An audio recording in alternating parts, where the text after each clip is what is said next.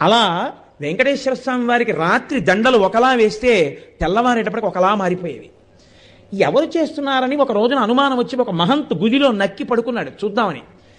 అర్ధరాత్రి అయ్యేటప్పటికీ అయ్యవారి పాలపీఠం దగ్గర రాయి తొలగి తేజోరూపంలో తరిగొండ వెంగమాంబ గారు వచ్చి హారాలు సరిచేస్తుంటే చూసి మూర్చిపోయాడు. ఇప్పటికీ తేజోరూపులై ఆనందనిలయంలోకి వెళ్ళి ఈశ్వరుణ్ణి సేవిస్తారు. బ్రహ్మగారు, చతుర్ముఖ బ్రహ్మగారు ప్రతిరోజు వెంకటేశ్వర స్వామి వారి పాదాలు కడిగి ఆ పాత్ర అక్కడ ఉంచుతారు. అందుకే రాత్రి నీటి చెంబు ఉంచి తలుపులేస్తారు. ఆ శేషాన్ని సుప్రభాతానికి వెళ్ళిన వాళ్ళకి దర్శనమిస్తారు. అంతటి మహానుభావుడు వెంకటరమణుడు. వెంకటరమణుడంటే వెంకటరమణుడే. ఒకరా ఇద్దరా, ఎంతమందితో అనుబంధం.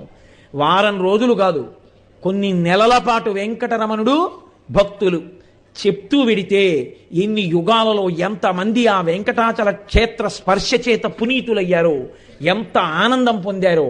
ఇప్పటికీ నేను మీకు ఒక యథార్థం చెప్తాను.